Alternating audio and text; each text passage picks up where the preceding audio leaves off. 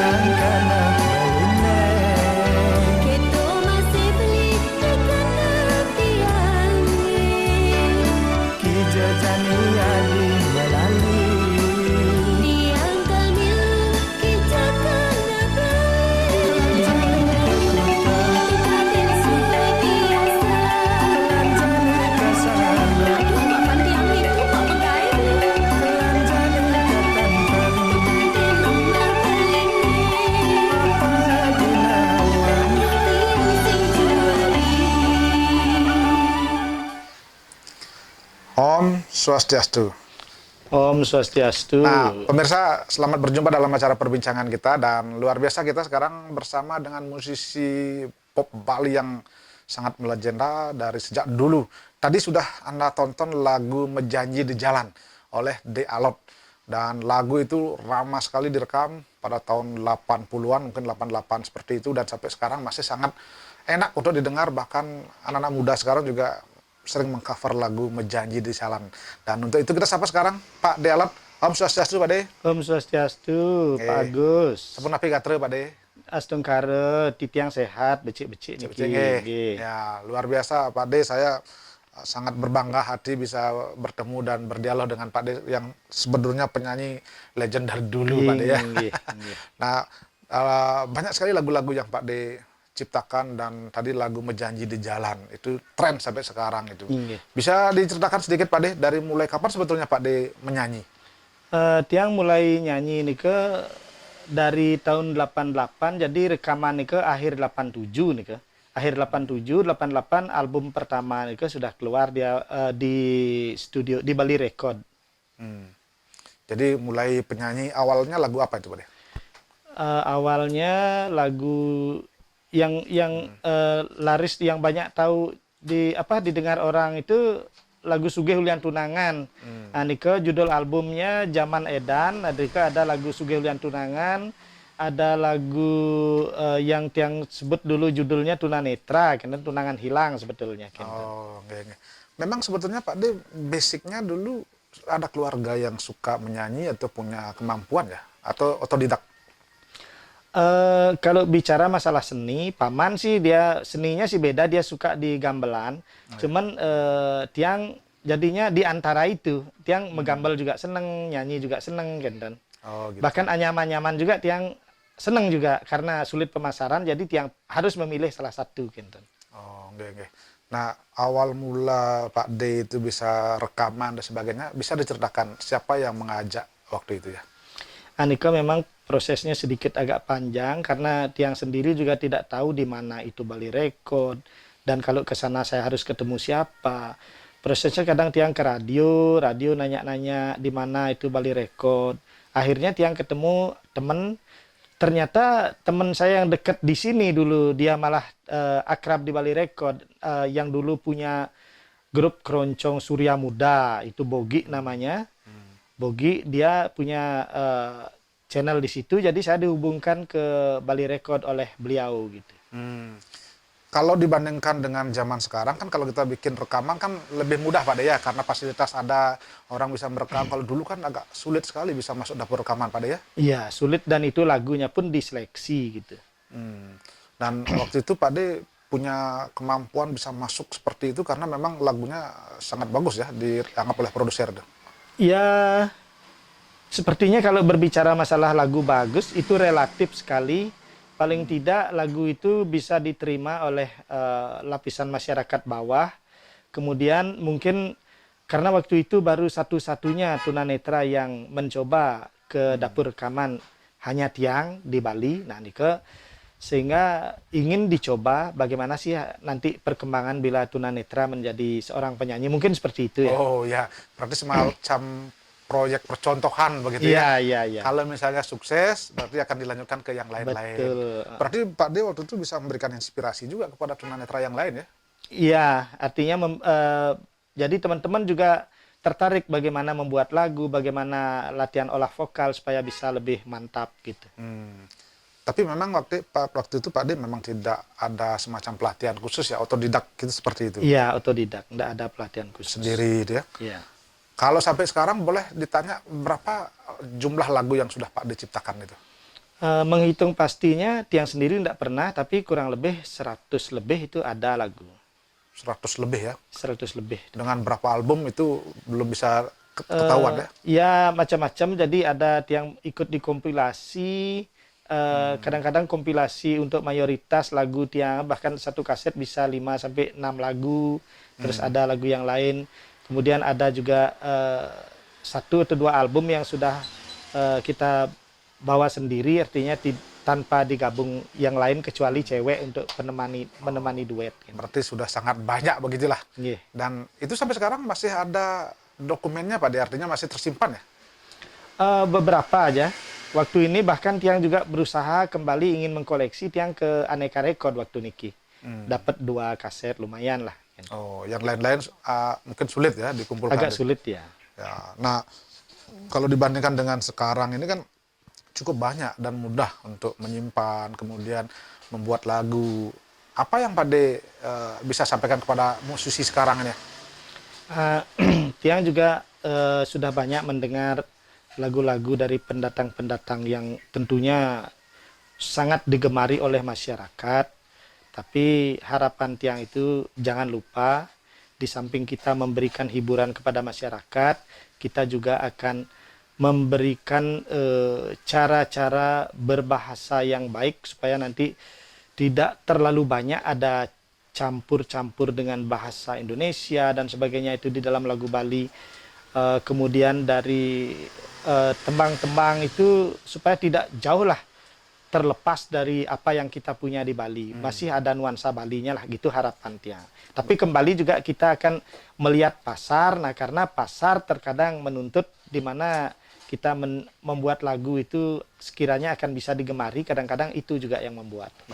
Baik Pak De Alot, kita hentikan dulu sejenak ya perbincangan kita karena sangat menarik. Mungkin di segmen berikutnya kita akan lanjutkan lagi. Dan pemirsa, kami akan kembali nanti setelah pariwara berikut ini.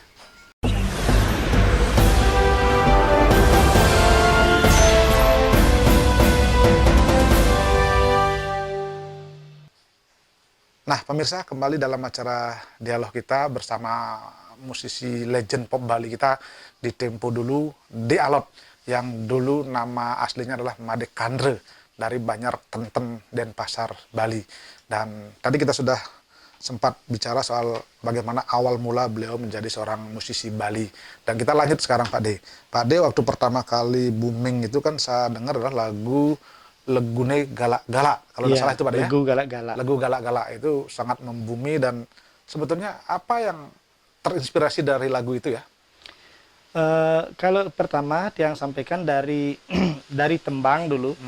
Tembang itu sangat sederhana dan agak mirip dengan lagu apa ya, Ari Wibowo itu Bill Broad itu lagu Madu dan Racun. Nah, ke situ. Ya. Sehingga kayaknya ada nuansa seperti itu.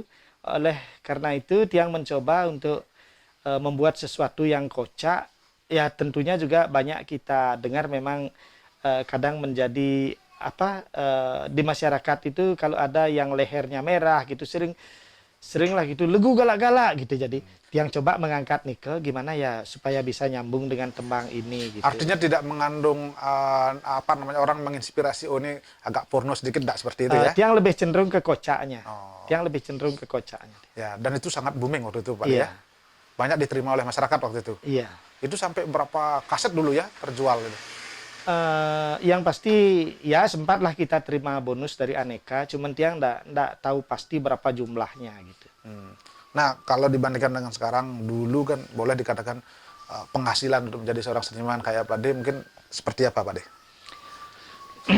Sangat jauh bisa dikatakan terbalik dari apa yang kita lakukan dulu. Yang dumun nih Pak dados penyanyi justru kita hanya membuat lagu, datang ke studio, kemudian digarap lagunya, dan setelah nyanyi itu kita dibayar. Kemudian bila nanti banyak terjual kasetnya, dan kita diberikan bonus juga. Nah tetapi sekarang karena Tiang tidak melalui studio, jadi Tiang harus mengusahakan sedikit dana dulu untuk membuat rekaman, kemudian video, dan akhirnya Tiang unggah di YouTube. Hasilnya juga ya tidak semudah dulu Tiang pikir. Ya mungkin juga tergantung sosok yang membawakan mungkin ya, karena di sini sekarang ada video. Oh ini penyanyi tunanetra, ya mungkin sekedar lewat seperti itu, jadi tidak begitu banyak yang ada subscribe dan viewer dari lagu-lagu yang ada nih ke Kenten. Jadi kebalik, jadi dulu yang justru lebih enak nih Ki. Oh, artinya kalau dulu kan begitu selesai rekaman, kemudian keluar album, Pak D dikasih uang dan bahkan bonus kan gitu Pak D ya. Nah sekarang mungkin karena perkembangan teknologi, jadi semua orang bisa merekam sendiri sebetulnya kan begitu Pak D ya. Dulu hanya orang mendengar vokal tiang mantan, kengken ya nak nenek gitu dialog nih kengken jesing dawang tunanetra, ya mungkin jadi sejak ada video, oh ya ternyata tunanetra ya gitu. Artinya ya mungkin juga orang merasa gimana ya, oh ini juga bisa maju sebagai tunanetra. Tapi untuk mencari viewer, subscriber, mungkin itu seperti yang bilang tadi itu kembali melihat kepada sosok penampilan gitu. Ya, tapi persoalannya kan banyak juga yang ngundang Pak D untuk tampil dan sebagainya kan seperti itu Pak D. Iya ada. Tadi yang menilai nih dari subscribe dan dari viewer tidak serame teman-teman yang awas gitu. Iya. Artinya kalau tampil kemana-mana Pak D selalu siap waktu itu ya? Iya selalu itu siap. Sendiri atau diantar kemudian dijemput itu ya karena kondisi? Ya, yang pasti kita selalu diajak oleh teman-teman artis yang lain seperti Widi Widiano sering ngajak kita dulu, terus Canting Camplung itu sering ngajak kita dulu. Bahkan waktu ini No Stress juga sempat ngajak gitu. Jadi ya itulah karena ada yang mendukung kita lah gitu. Jadi sampai sekarang Pak D tetap sebetulnya menjadi seorang musisi, membuat karya? Ya karena hobi nih jadi Tiang ingin terus menghibur masyarakat dengan apa yang bisa Tiang lakukan dan Tiang unggah di YouTube gitu. Atau mungkin ada keinginan lagu-lagu lama itu kemudian semacam di cover, didaur ulang untuk diperbarui itu? Iya, Tiang punya keinginan seperti Nike, tapi tentu harapan Tiang supaya ada dukungan dari masyarakat atau penggemar lagu Bali untuk menonton dan like, subscribe, ya Nike sudah pasti. Karena itu disitulah datangnya nanti semangat atau kita ingin meningkatkan apa yang sudah kita lakukan. Baik Pak D, kita hentikan dulu sejenak perbincangan kita, dan pemirsa, tadi kita bicara soal lagu Legune Galak-Galak, tentu akan lebih lengkap kalau nanti pemirsa menonton lagu tersebut. Berikut adalah kutipan lagu dari Legune Galak-Galak tersebut.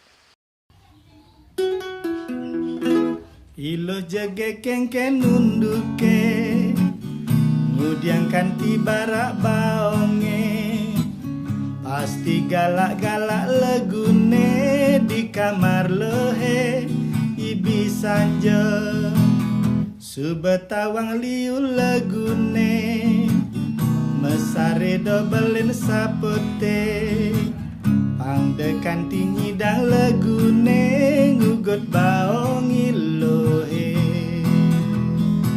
Yen masarelo sing demen mesapon leguman kesempatan memilih ngugut di tangka ngugut di basang turne betenan. Yen ada lagune bengkok memaksa ngugut pipi ngugut baong bungan timbole neto hanjitin borbor kumisne dekan tinga maka kesempatan lagune pada kadung tuman ande bang klopok nage genjot bang cepok nage pindu.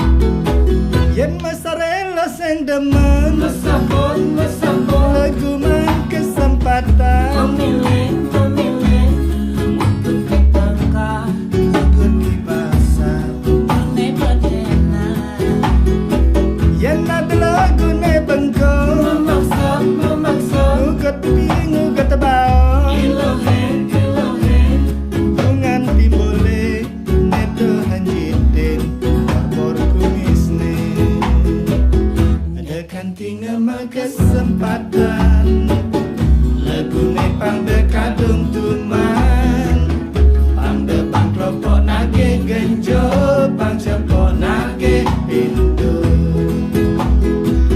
pangde bang kelompok nage genjo bang cepok nage pintu.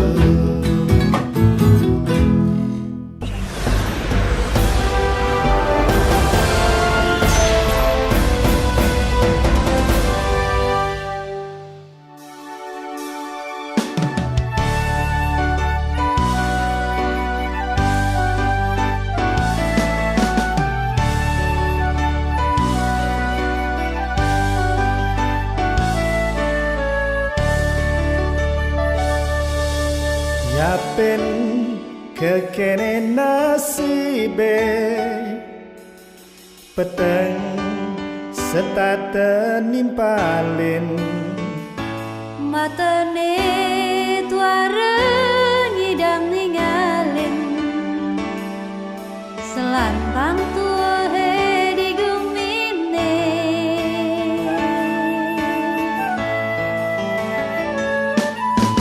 nanging sing nyandang seselang irage nungelah nelenan Uyoken limbelan batis denusito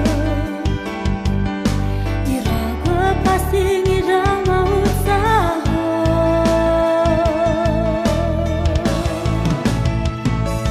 Jalanin doge hidup lebu kekene tugade anggo pengganti peninggalan yakin rada pasti kau bisa ne penting tetap mau usaha sing dadi nyerah apa buen pasrah yakin raga pasti kau bisa otak tu angon mekena bibe dadi anggon memunyi lelah lima dadi anggon megarapa bati semase nyidang majalah idang majalah ya bensen ninggalin dadi yang halangan semangat maju tatap masa depannya yakin raga pasti kau bisa ne penting tetap mau usaha sing dadi nyerah apa buen pasrah yakin raga pasti kau bisa.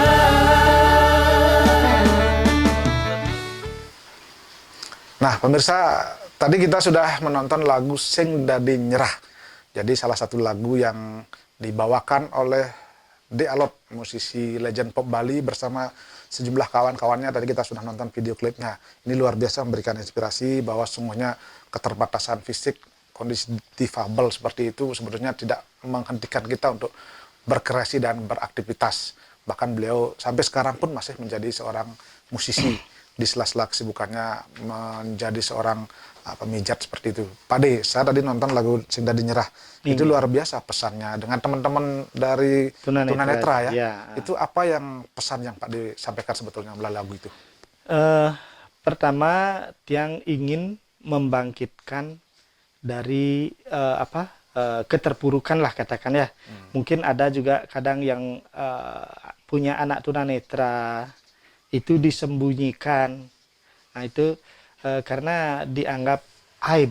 Tapi menurut yang itu enggak. Justru keluarga itu harus bangkit dengan adanya punya disabilitas terlahir di keluarga itu.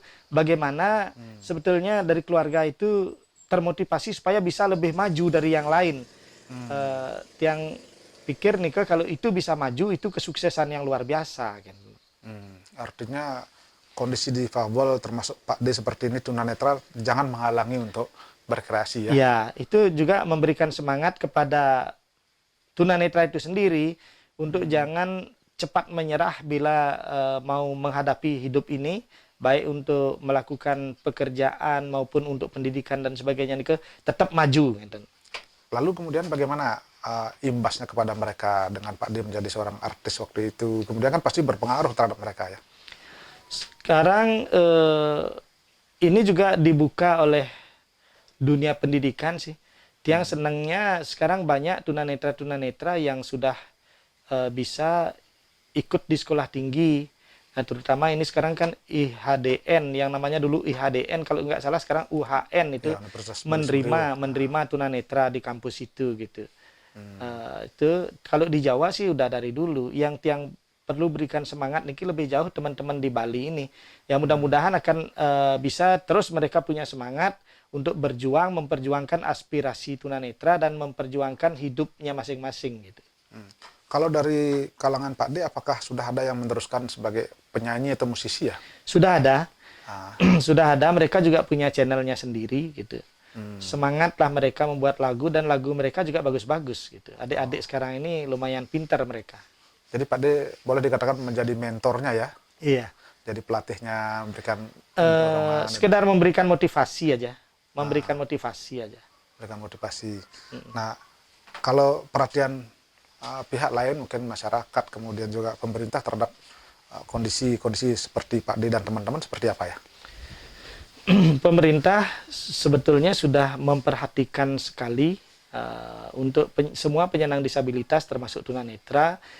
Hanya saja kesempatan untuk seni itu jarang bisa ditampilkan kecuali misalnya pemerintah ada acara apa yang sekiranya bisa membutuhkan atau menampilkan tenaga tunanetra sebagai mengisi acara gitu.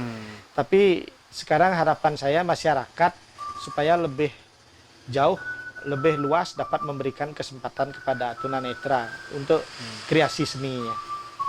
Jadi perlu ajang dan media yang lebih banyak untuk berkreasi Pak D ya? Iya, bantuan dari ini juga yang punya pengaruh di situ, harapan tiang juga mendukung supaya tunanetra bisa maju. Gitu. Ya. Mohon maaf Pak D, kalau Astungkare keluarga sehat semua ya Pak D? Berapa punya putra Pak D? Astungkare sehat semua, tiang ada 4 anak, cuman 1 istri aja Pak. Nggak boleh lebih Pak D? Nggak boleh lebih ya. Cukup 1 ya. Tadi istri dari tunanetra Pak D ya? Tunanetra juga istri tiang. Tetap bisa beraktivitas ya? Iya. Kalau anak-anak semua sudah besar semua? 2 dari anak tiang yang pertama dan kedua itu cewek, semuanya sudah ya Astungkare bisa ke S1 lah. Sudah lulus S1 dan yang kedua ini yang ketiga sedang kuliah, cowok satu-satunya, dan yang keempat baru di jenjang sekolah menengah atas. Wah, luar biasa Pak D. Berarti kalau dari sisi musisi ada yang mewarisi keturunan atau mungkin bakat Pak D? Kalau tiang rasa niki yang pertama tapi sudah nikah, kemudian yang ketiga masih kuliah, yang keempat itu sebetulnya ada bakat seni. Mereka bisa nyanyi, cuman mereka ya lebih cenderung ke yang lain, mungkin karena rasa malu ya untuk tampil sebagai penyanyi. Malu mereka ndak berani tampil nyanyi atau main musik. Jadi belum terasah lah. Belum terasah. Baik. Tapi sisi lain Pak D selain jadi musisi kan juga bekerja sebagai di pijat ini Pak D ya? Ya, tapi sebetulnya Dumun tiang di ini juga di pariwisata. Pariwisata tiang juga sebagai penabuh, tiang kerja di Legian Beach Hotel.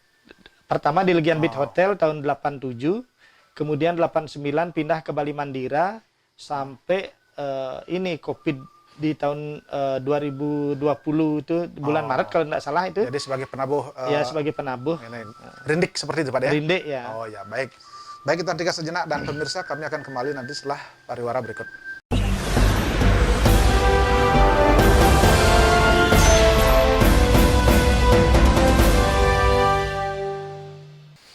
Nah, pemirsa masih dalam acara perbincangan kita dan masih bersama musisi legend pop Bali, Pak D. Alot. Nah, tadi kita sudah bicara bagaimana lagu Sing Dadi Nyerah yang khusus dibawakan sama beberapa komunitasnya, teman-teman di tunanetra, dan untuk memberikan semangat dan inspirasi bahwa sesungguhnya keterbatasan fisik tidak menghalangi untuk menjadi seorang kreator, seorang seniman, dan hingga saat ini masih tetap eksis. Saya kembali ke Pak D. Alot. Pak D, selain juga dikenal sebagai penyanyi lama, penyanyi yang legend dulu, beberapa tahun belakangan saya lihat juga Pak D sering berkolaborasi dengan anak-anak muda, sering lagu-lagunya dibawakan anak-anak muda. Itu bisa juga ternyata dengan anak-anak milenial kan? Itu gimana ceritanya Pak D? Ya, itu untuk kolaborasi pertama, kolaborasi yang bersama No Stress dengan lagu-lagu galak-galak. Dan sebelumnya No Stress juga sempat membawakan lagu Menjanji di Jalan, tapi saya tidak ikut itu. Kemudian mereka tertarik untuk kembali memotivasi saya karena saya juga sempat mandek beberapa waktu tidak nyanyi. Nah, dari No Stress mengharapkan Tiang bangkit kembali. Oleh karena itu lewat kolaborasi ini diharapkan supaya masyarakat kembali mengenal D. Alot yang dulu gitu. Jadi itu sebabnya Pak D siap berkolaborasi dengan anak-anak muda milenial itu kan? Iya. Selain dengan No Stress, kayaknya ada beberapa lagi saya lihat itu. Ada dengan Ayu Saraswati dengan lagu Tukang Patri, yang mana dulu lagu Tukang Patri itu Tiang bawakan dengan Niki Marini.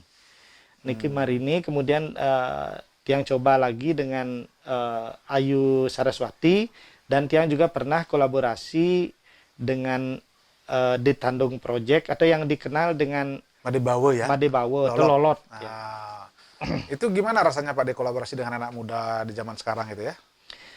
Ya, Tiang berusaha aja untuk mengikuti bagaimana sih alur yang disukai oleh anak-anak muda sekarang itu. Dan Tiang mencoba untuk menunjukkan sebuah lagu sama Lolot. Itu bukan lagu Tiang sendiri. Lagu Dadong Blur itu adalah ciptaan almarhum Okid Grace. Nah, itu Tiang tunjukkan kepada Lolot. Jadi Lolot tertarik untuk membawakan lagu itu duet dengan Tiang. Gitu.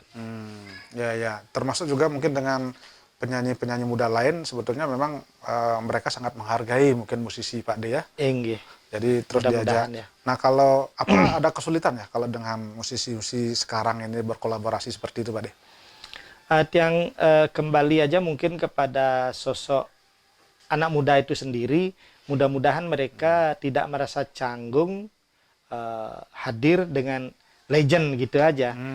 Mengingat sosok tunanetranya juga, melihat sosok tuanya juga. Ya, mudah-mudahan tetap memberikan kesempatan gitu aja. Apakah Pak D ada yang selama ini mungkin datang meminta bimbingan atau mungkin boleh dikatakan minta dibina sebagai musisi seperti itu? Pernah ada, cuman Tiang merasa tidak mampu karena Tiang bukan seorang guru atau bukan seorang instruktur. Apa yang Tiang lakukan otodidak aja. Jadi untuk memberikan metode pengajaran, Tiang tidak punya metode Tiang gitu. Tidak punya metode Tiang. Ya. Kalau Pak D selama ini memang membuat lagu musisi itu ada orang membantu ya, orang lain atau sendiri? Sendiri. Mulai dari membuat liriknya dan musiknya? Iya. Enggak, musiknya kan di studio kita ini garap itu. Di studio kita garap. Berarti selama ini Pak D buat liriknya saja? Lirik dan tembang dan lirik lagunya. Dan musik hanya dengan gitar, Tiang sodorkan ke studio. Studio kan tinggal melengkapi saja. Jadi sampai saat ini ada beberapa lagu yang belum Pak D luncurkan? Yang belum digarap, Tiang ada banyak lagu cewek juga ada, lagu cowok beberapa, tapi banyakan lagu cewek karena Tiang ingin salah satu dari anak Tiang itu bangkit dari cewek anak tiang niko bangkit untuk membawakan lagu-lagu cewek yang tiang buat. Ternyata mereka tidak mau gitu. Oh, artinya mencoba untuk Mencoba, ya. melakukan kaderisasi ya dari tapi nggak keluarga. mau. Oh. Jadi sebetulnya Pak De sampai sekarang ada sebetulnya stok-stok lagu yang sudah disiapkan untuk diluncurkan ya. Sudah ada, dan yang sudah direkam beberapa hari yang lalu di tempat rekan tiang Pak Gusti Sudarsono, ciptaan lagu dari Pak Gusti juga tiang kembali bawakan bersama Ayu Saraswati, tapi itu akan diunggah di channelnya Ayu Saraswati. Oh, ya, ya. Yang sebetulnya kecenderungan lagu-lagu Pak Dialognya apa? Lagu romantis, lagu apa sebetulnya ya? Tiang suka lagu romantis dan sedikit kocak. Jadi biar orang terhibur Pak De ya. Ya. Baik, Pak De kita hentikan dulu sejenak, dan pemirsa seperti apa kolaborasi dari Pak Dialog dengan musisi-musisi zaman sekarang, lagu-lagunya seperti apa. Nah, berikut video klip dari kolaborasi Dialog dengan musisi masa kini. Patri, ibu-ibu, siram duwe barang sane bolong-bolong. Meriki pasuang bu, pokoknya hasil dijamin jaga pasti top, cer. Beh, udah dialog. Duh, dan pidan dari tukang Patri. Jangan jadi, duh nak Matri barang bolong-bolong nih. Nugen dia masih besek dago mat kawan yang ada dulu aksa-aksa dia masih. Beli mula dadi tukang Patri, seluwire prabot dan nang bosor. Ember panci kobokane bolong, sampun aja nyoman suman saya, sampun aja nyoman suman saya. Yang sing saja bukan munyin baline, yang sing sanggup maya berongkosan. Nyoman, ada nyoman ngomong keto, beli dua matri bolong-bolong. Yang ning keto tiang ngak masuang, seluwire prabot ane bolong. Apang saja tuah kaken munyi, yen jabok-bok panggonong apit panggul, yen jabok-bok panggonong apit panggul. Tiang ada aja barang pemegelo saja tolong beli. Tidak matrine beli. Nah kebalenin beli malu mah. Cenik apa gede bolongnya? Gede bolongnya beli. Tidak mirip matri. Oh yang mone, oh tidak mati nih. Antosa malu 15 menit jen peragat beli. Beli mula dadi tukang Patri, seluwire prabot dan nang bosor. Ember panci kobokane bolong, sampun aja nyoman suman saya, sampun aja nyoman suman saya. Yang sing saja bukan munyin baline, yang sing sanggup maya berongkosan. Nyoman, ada nyoman ngomong keto, beli dua matri bolong-bolong. Yang ning keto tiang ngak masuang, seluwire prabot ane bolong. Apang saja tuah kaken munyi, yen jabok-bok panggonong apit panggul, yen jabok-bok panggonong apit panggul.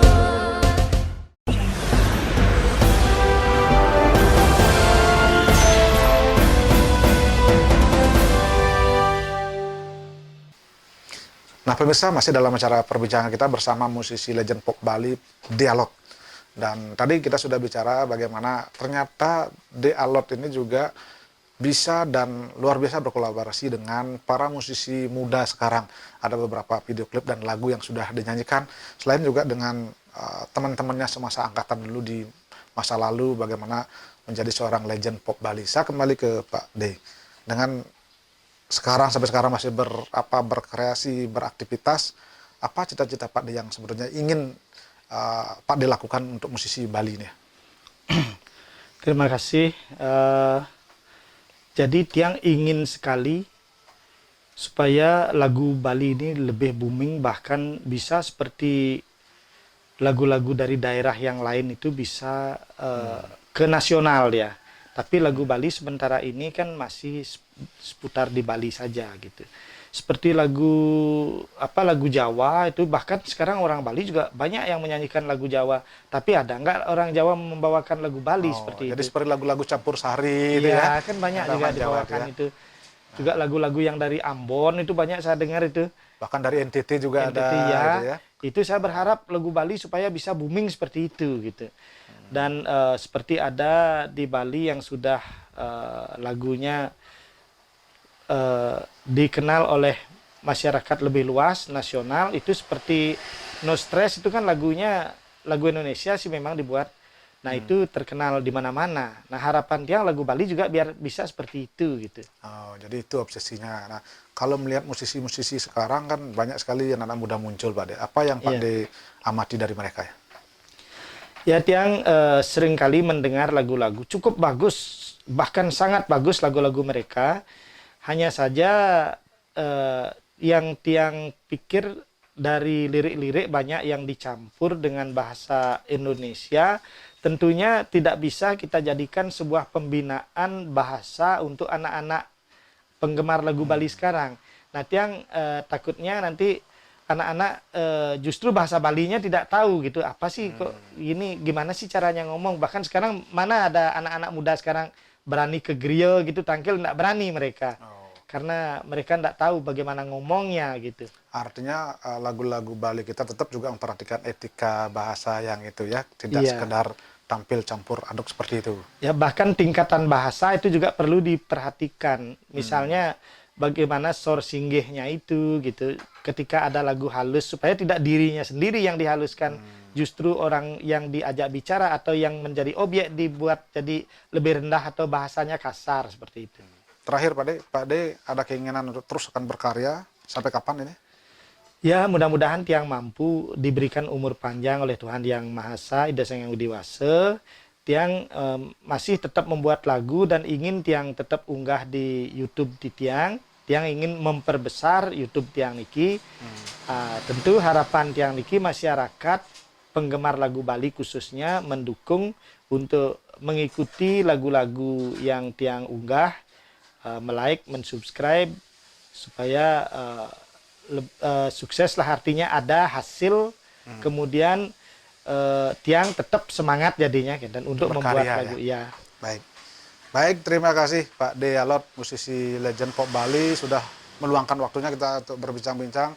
Mudah-mudahan apa yang kita perbincangkan ini bisa memberikan inspirasi ya kepada generasi muda Bali kita untuk terus berkarya walaupun keterbatasan fisik tidak menghalangi untuk terus semangat berkarya, Pak De ya. Terima kasih Pak De ya atas waktunya. Dan pemirsa, demikian tadi perbincangan kami, dan seluruh kerabat kerja yang bertugas mengucapkan terima kasih atas perhatian dan kebersamaan Anda. Dan sebagai akhir dari perbincangan kita, maka ada lagu sekarang kita tayangkan, lagu yang sangat dikenal oleh masyarakat kita, Menjanji di Jalan. Itu lagu yang versi terbaru oleh Dealot bersama Ayu Duari. Versi Corona. Ya, versi Corona ini luar biasa karena diciptakan dan direkam baru beberapa saat yang lalu. Berikut untuk mengakhiri ini saya akhiri dengan Param Sati. Om Santi Santi Santi Om.